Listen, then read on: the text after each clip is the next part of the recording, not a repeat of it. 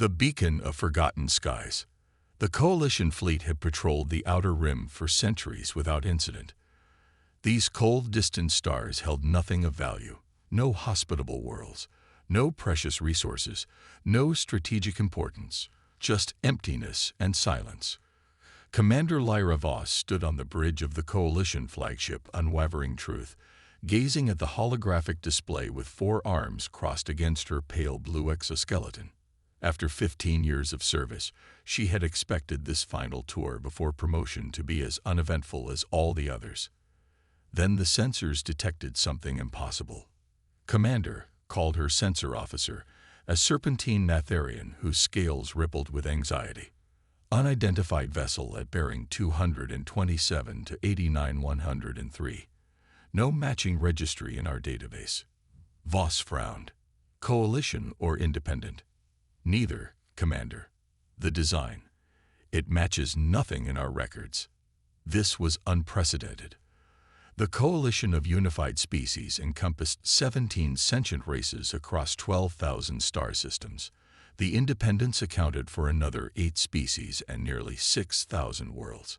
Together, they formed the entirety of known galactic civilization. There were no other spacefaring species, at least none that had survived the Great Purge. Visual confirmation, Voss ordered. The holographic display shifted, revealing a sleek vessel unlike anything Voss had ever seen. It was elegant, almost predatory in design. All smooth curves and gleaming black hull material that seemed to absorb light rather than reflect it. No visible weapon systems, no communication arrays, nothing that would indicate its origin or purpose. It simply drifted, silent and mysterious, like a phantom that had materialized from the void itself. "Hail them," Voss commanded, trying to mask the unease in her voice. Her communications officer attempted contact on all known frequencies. No response. Perhaps it's automated, suggested First Officer Karax, a hulking Thorian whose rocky skin clicked nervously. An ancient probe from the pre-coalition era. Voss shook her head. The energy signature is active. Someone or something is piloting that craft. She straightened her posture. Launch a reconnaissance drone. Let's get a closer look. The drone departed swiftly, approaching the mysterious vessel with caution. As it drew near, something unexpected happened. The black ship's hull seemed to ripple, and a small hatch opened noiselessly. The drone, as if drawn by an invisible force, altered its course and disappeared inside. "We've lost drone telemetry," reported the sensor officer, their voice wavering. "It's just gone." Voss felt a chill course through her body. In all her years of service, she had never encountered anything like this. Protocol dictated she should retreat and report to Coalition Command. But curiosity, that dangerous, persistent trait, kept her rooted to the spot. "Prepare a shuttle," she announced. "I will investigate personally." Her officers protested, but Voss had made her decision. If this vessel represented a new threat or a new ally, the Coalition needed to know immediately. Taking a small team of volunteers, she boarded the shuttle and approached the enigmatic ship. As they drew closer, Voss noticed subtle details invisible from a distance. Strange markings adorned the hull. Not quite glyphs, not quite circuitry, but something in between. They pulsed with a faint blue luminescence that seemed almost alive. The same hatch that had swallowed their drone opened again, revealing a dimly lit chamber beyond. It was clearly an invitation, but to what Voss couldn't say. "Commander, this violates at least 7 Coalition security protocols," warned Security Officer Terran, a diminutive Vexari whose compound eyes reflected the mysterious blue light. "Note your objection," Voss replied calmly, "and then prepare to dock." The shuttle eased into the opening, finding itself in what appeared to be a docking bay designed for vessels twice their size. The architecture was unfamiliar, organic yet precise, with flowing lines that merged seamlessly with the technology. Gravity, atmosphere, and temperature were all perfectly calibrated for Coalition standard. Whatever this ship was, Its builders had known what would be comfortable for most galactic species. As the shuttle's hatch opened, Voss and her team emerged cautiously, weapons ready but not raised. The chamber was silent except for a low rhythmic hum that seemed to emanate from the walls themselves. "Welcome, visitors," came a voice that seemed to originate from everywhere and nowhere at once. It spoke perfect Coalition standard, the lingua franca of galactic civilization. "You are the first guests we have received in 1,837 standard years." Voss stepped forward. "I am Commander Lyra Voss of the Coalition vessel, Unwavering Truth. Identify yourself and state your purpose in Coalition space." A soft light coalesced before them, forming into the holographic image of a bipedal being. It stood upright on two legs, with two arms, a central head, and soft flesh covered by what appeared to be artificial garments.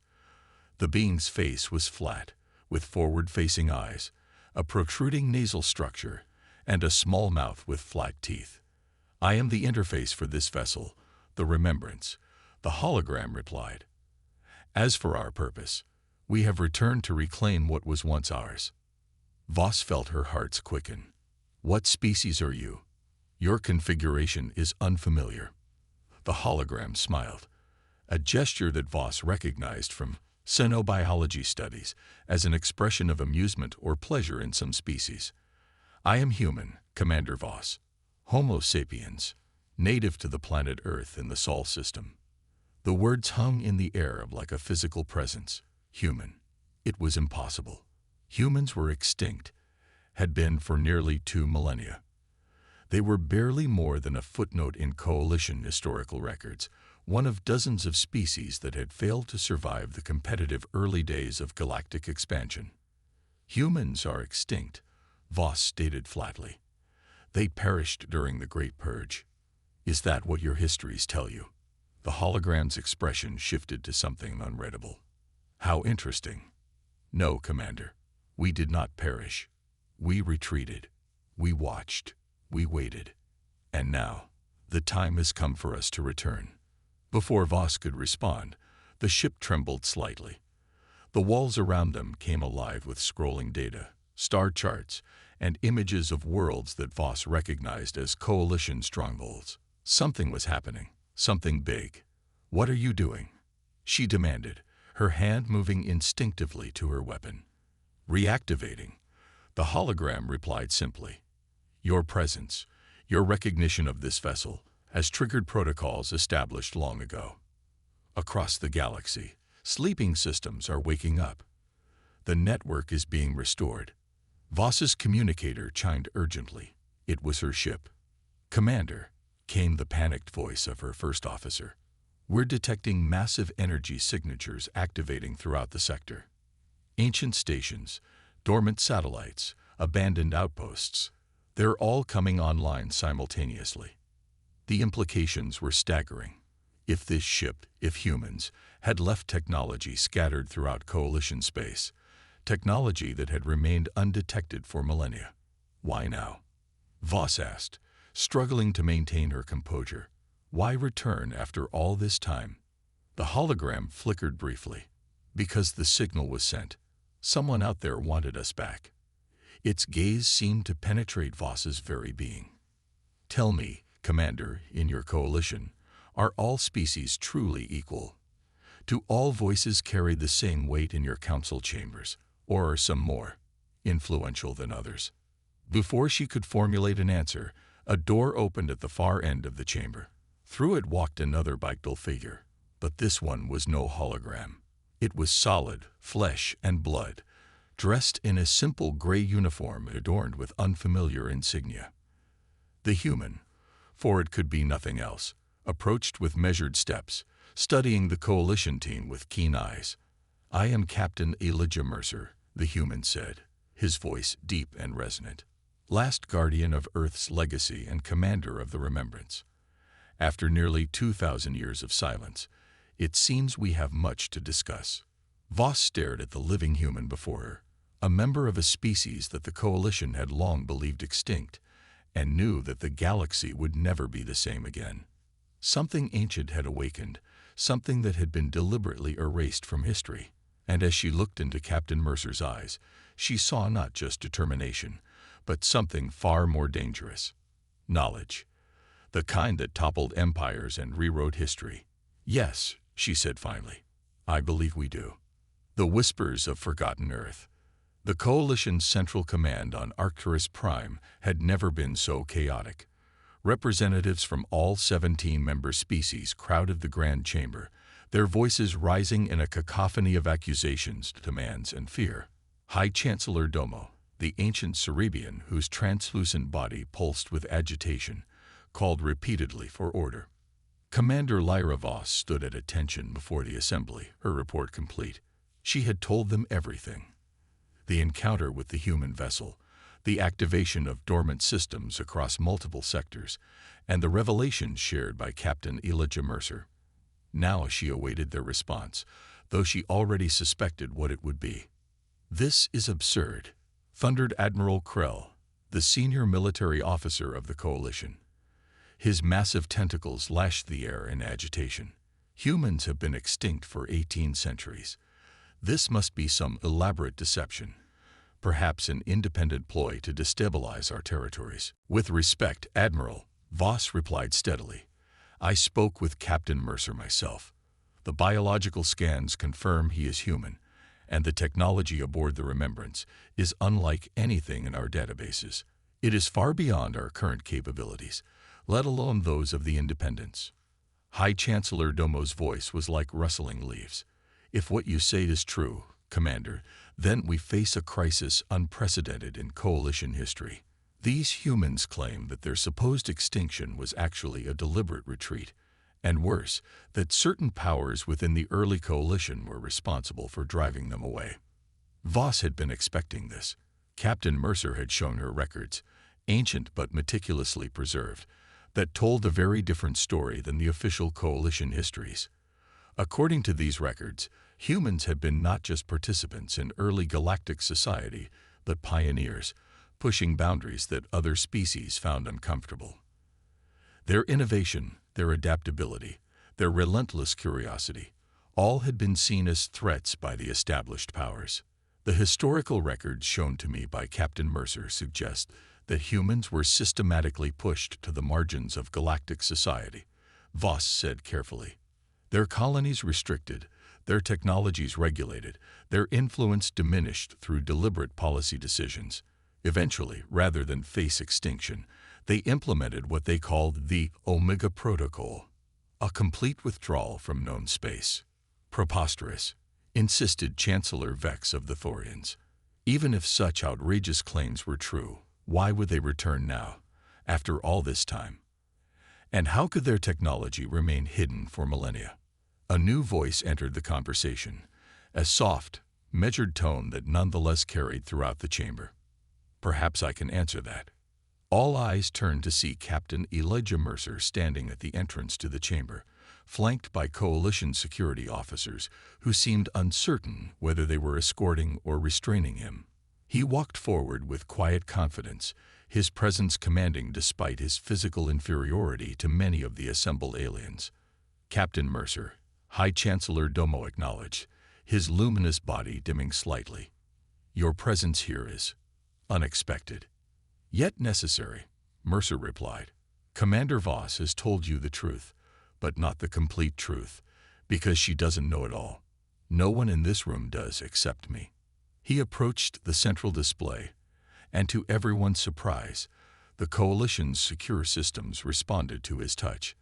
The holographic projection shifted, showing a galaxy-wide map with thousands of blinking points of light. "These are human outposts, stations, and installations," Mercer explained. "All hidden, all dormant, until now. For 18 centuries, we have watched from the shadows, waiting for the right moment to return." Admiral Krell surged forward. "If this is true, it constitutes the greatest security breach in Coalition history. You've had spy networks in our territory for millennia." "Not spy networks," Mercer corrected calmly. "Insurance. You see, the species that drove humanity to the brink, the founding members of your Coalition, feared us not for what we were, but for what we might become. They saw our potential and decided to eliminate it before it could threaten their dominance. The chamber erupted again, but Mercer continued undeterred. We could have fought, perhaps even won, but our leaders chose a different path. We would retreat, not in defeat, but in strategy. We would watch how the galaxy developed without us, and we would leave behind safeguards. The map zoomed in on one particular installation, a massive structure buried within an asteroid belt in the Cygnus sector. It pulsed with energy, now fully awakened.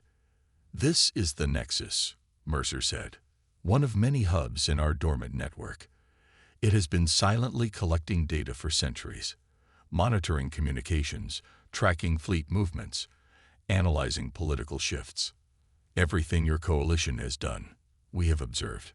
High Chancellor Domo's voice was barely audible. "Why reveal yourselves now? What has changed?" Mercer's expression softened slightly.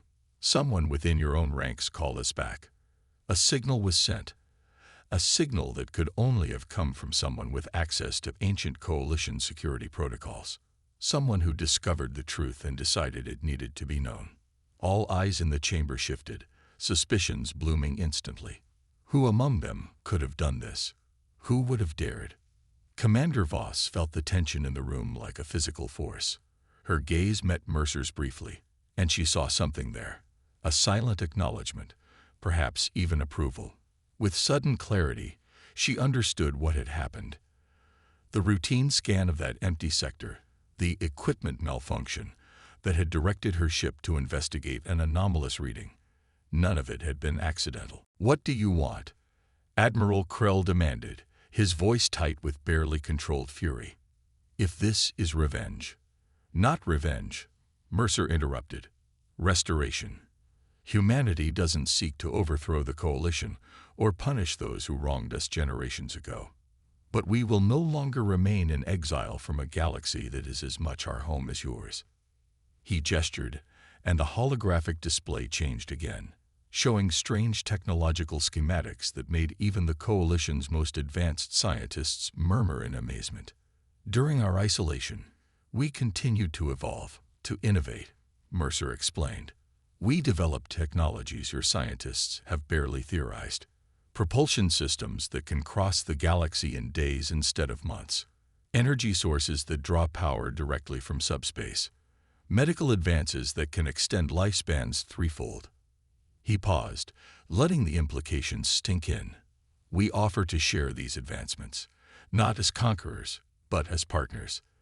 The coalition kept the galaxy stable, which we respect. But stability without progress leads to stagnation, and that's what we've observed. A galactic civilization that hasn't truly advanced in centuries." High Chancellor Domo's form pulsed thoughtfully. "And if we refuse this partnership?" Mercer's smile didn't reach his eyes. "Then we will pursue our own path. The dormant network is fully activated now. There are human settlements beyond the coalition's borders. Colonies we established in secret, populations that have grown and thrived away from your influence. We don't need your permission to exist anymore."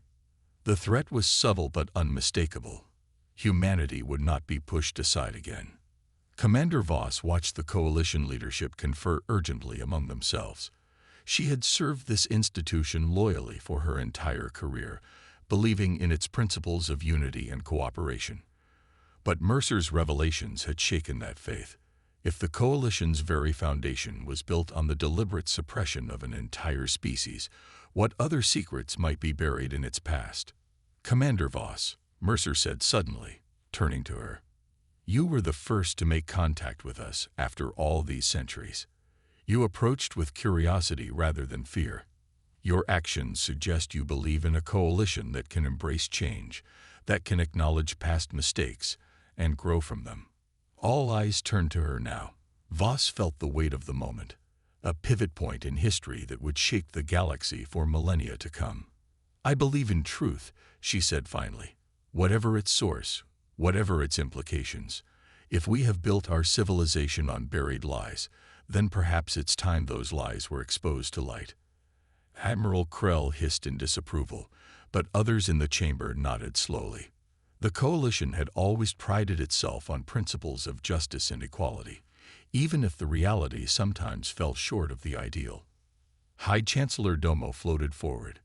Captain Mercer, we will need time to verify your claims, to consult with our respective governments.